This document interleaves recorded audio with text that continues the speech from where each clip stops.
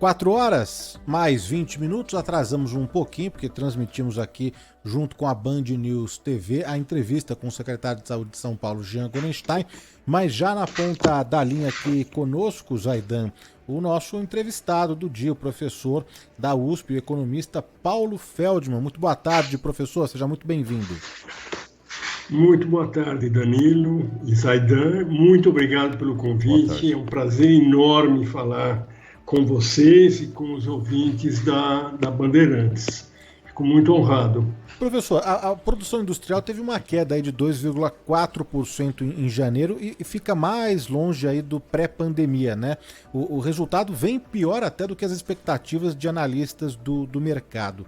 E a indústria geral acabou mostrando dificuldades mais uma vez, e a perspectiva à frente é preocupante mesmo com a redução do IPI. O que está acontecendo, hein, professor? Olha, esse processo, ele vem já de 30 anos. Há 30 anos que sistematicamente, quase que todo ano, diminui a participação da indústria da manufatura no PIB brasileiro. Tanto que muita gente acha que o Brasil é um país agrícola, novamente. Deixamos de ser um país industrial e estamos voltando a ser um país agrícola. O setor de serviços também é importante, mas a agricultura ela tem crescido bastante no Brasil. Mas a indústria, principalmente a indústria de manufatura, essa perdeu muito espaço. E por quê?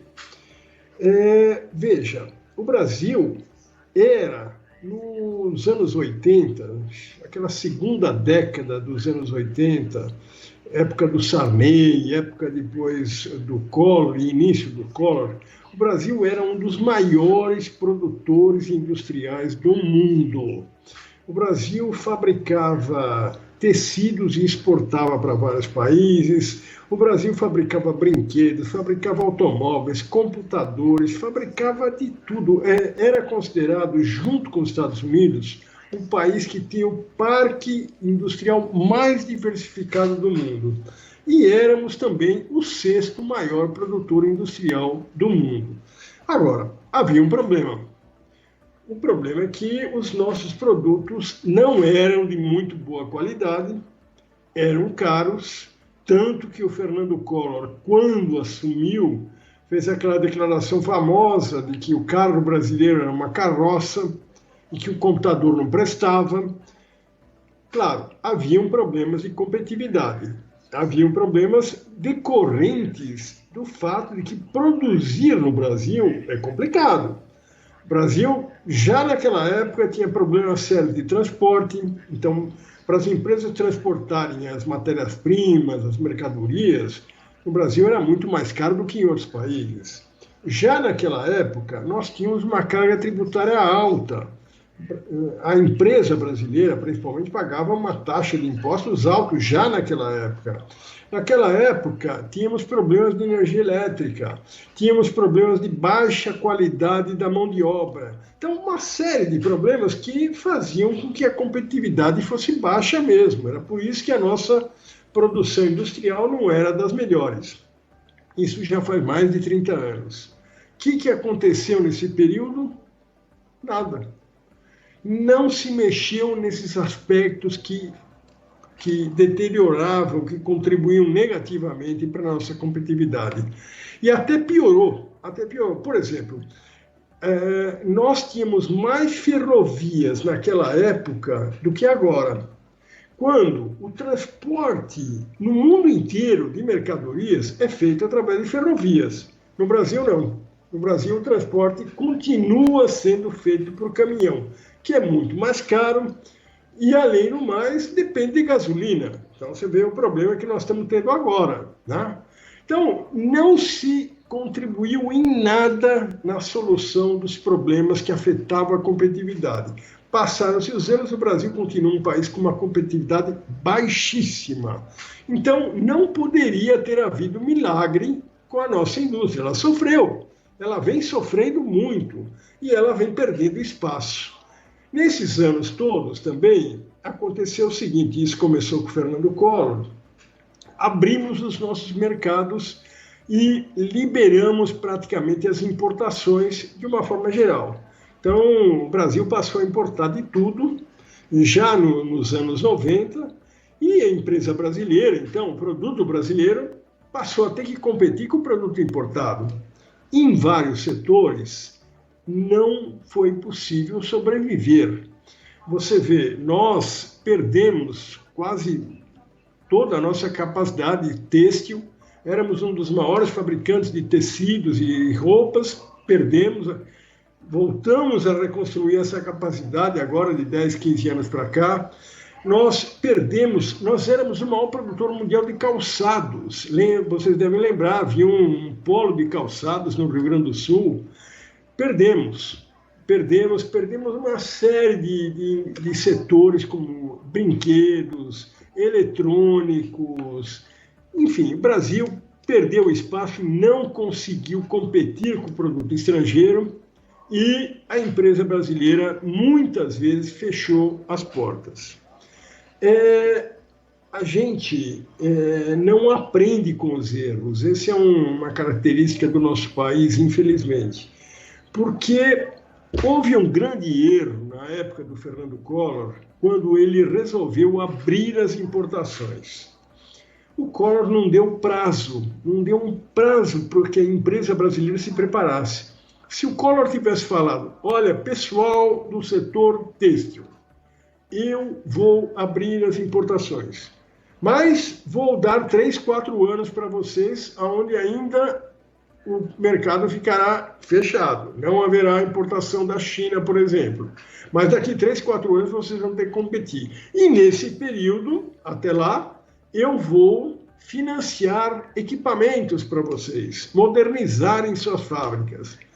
Coisas desse tipo, ou seja, dar condições à empresa brasileira para que ela se modernizasse, para que ela se preparasse para a abertura, isso nunca houve. Então, é uma crueldade quando se pede que a indústria brasileira seja mais competitiva. Nunca foi oferecido nada a ela. O país é um país que não atacou os pontos que prejudicam a competitividade. O país não deu nenhuma proteção especial para a indústria. E ainda acham ruim que ela está perdendo espaço? É crueldade. Então, veja, é uma lástima esse resultado que vocês comentaram.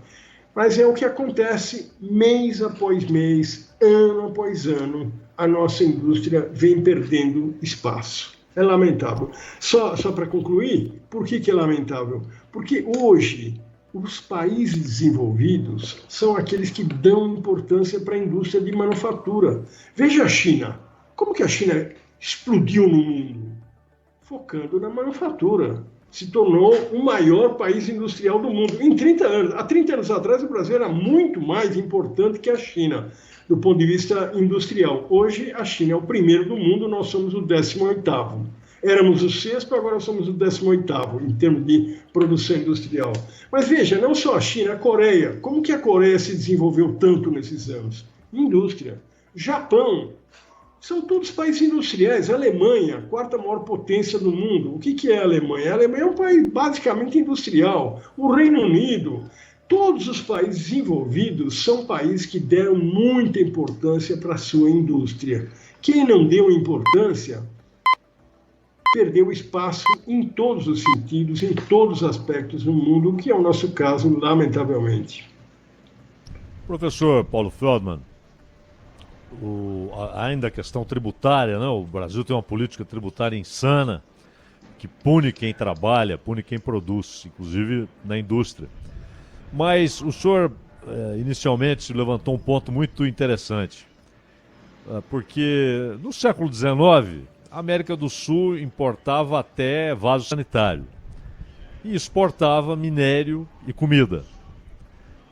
Houve a industrialização razoável da Argentina, extraordinária do Brasil, desde a Companhia Siderúrgica Nacional, depois veio a indústria de bens de consumo, e como o senhor citou, o Brasil chegou a ter a condição de sexta maior potência industrial do mundo e o segundo parque mais diversificado do mundo, só atrás dos Estados Unidos. E nós temos conversado aqui com muita gente da Confederação Nacional da Indústria e todos eles dizem exatamente isso, que não é um problema circunstancial. A recessão, a pandemia, a guerra, que na verdade é um problema estrutural crônico. Há um processo de desindustrialização. E hoje, com a velocidade que a tecnologia avança e a produção vai se tornando cada vez mais moderna, a produtividade mais alta, você vai ficando para trás, ficando para trás. O senhor vê o risco de que não só o Brasil, mas a América do Sul volte àquela condição do século XIX de comprar produtos industriais e vender só minério e comida? Bom, é isso que já está acontecendo, né? Lamentavelmente, se você comparar os dados dos últimos 20 anos, você vai ver que toda a América do Sul, e isso é uma doença da América do Sul mesmo, se voltou fortemente para a exportação de commodities, produtos agrícolas e minerais, basicamente, né?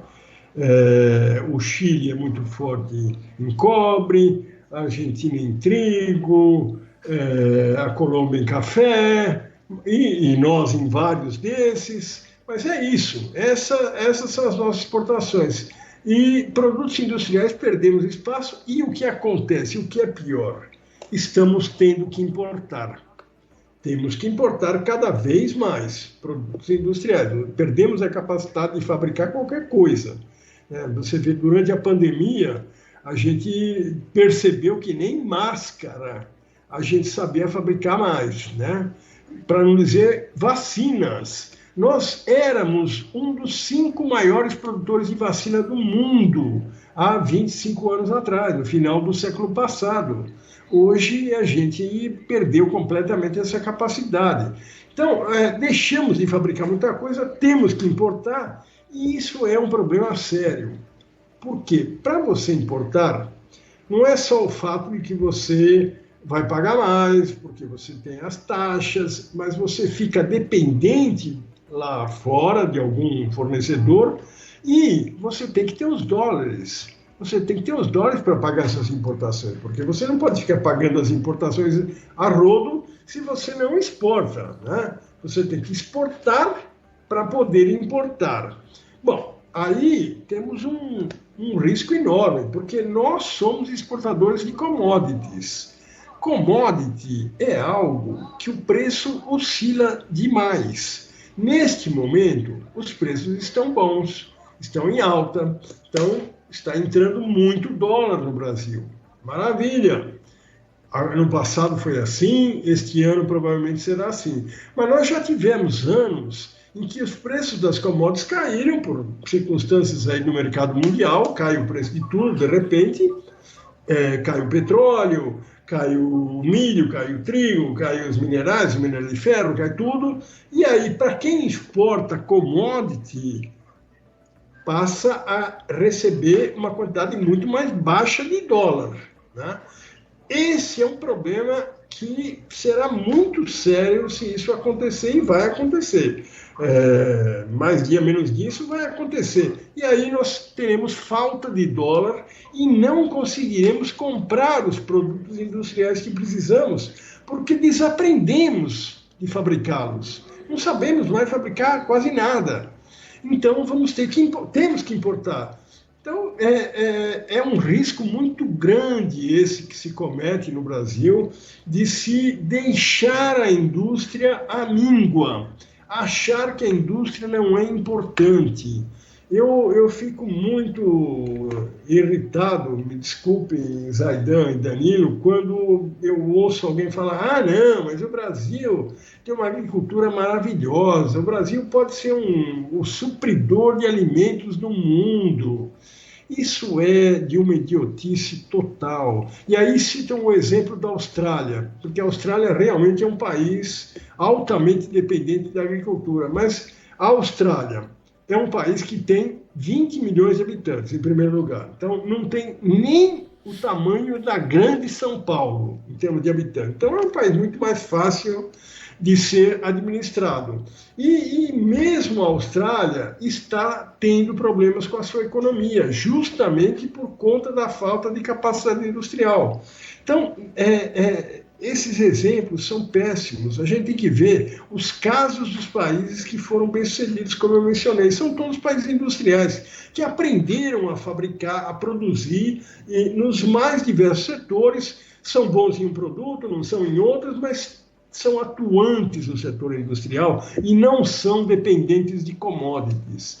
Nós estamos cada vez mais entrando numa situação extremamente arriscada por sermos um exportador de commodities. Não condiz com o tamanho do nosso país. Exportar commodities é algo para países muito pequenos, países pobres. Se você pegar os países africanos, a única coisa que eles conseguem exportar alguns exportam minério de ferro, outro café, outro soja, mas é isso, e não tem nenhuma capacidade industrial, mas também são pequenos. Agora, um país de 210 milhões de habitantes tem que saber fabricar de tudo, e tem que importar tudo, então, se não fabrica. E aí nós estamos, então, numa atitude irresponsável, eu diria, dos nossos governantes, nesses anos todos, que não deram atenção para a indústria. E se vocês olharem, Zaidan e Danilo, quando que o Brasil teve uma política industrial?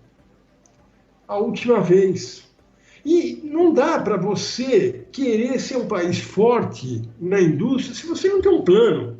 Você tem que ter, no mínimo, um plano que define em quais setores que você vai procurar ser forte, quais setores que você poderá ter vantagem, que você tem vocação. Outros setores você descarta de vez. Nos setores que você aposta que você pode dar certo, você vai investir em ciência e tecnologia, você vai investir em recursos humanos, vai investir em infraestrutura para eles, vai ter que fazer uma série de investimentos, mas antes de mais nada você tem que ter plano. Você tem que ter plano. É isso que a China fez, é isso que a Coreia faz, é isso que o Japão faz o tempo todo. Quer dizer, o sucesso desses países é decorrente da opção pela indústria, mas também pelo plano, porque planejaram. No nosso país, a gente não planeja nada. E fica essa situação. Quem não planeja acaba tendo problemas, acaba deixando com que o mercado resolva, né? Porque essa é a máxima dos neoliberais, né? Que começou com Pedro Malan, que quando o ministro da Fazenda, do Fernando Henrique, sempre dizia, não, deixa que o mercado resolve, não precisa de plano, o mercado resolve. Isso continuou esses anos todos. A gente continua sendo um país que acredita que o mercado resolve. Só que o mercado está resolvendo a favor dos outros, não a nosso favor. Para nós não resolveu nada, perdemos toda essa nossa capacidade industrial. Então, isso é, de uma certa forma, irresponsabilidade dos nossos homens públicos, porque é inadmissível que tantos anos se passem e a gente não tenha uma capacidade industrial e sequer uma política industrial foi delineada nesses anos todos. Conversamos aqui na Rádio Bandeirantes com o professor da USP, economista Paulo Feldman. Obrigado mais uma vez pela atenção aqui com a Rádio Bandeirantes. Uma boa tarde para o senhor, hein? Eu é que agradeço a oportunidade, estou sempre à disposição de vocês, fico muito feliz quando vocês me convidam para falar aqui. Muito obrigado. Até a próxima. Rede Bandeirantes de Rádio.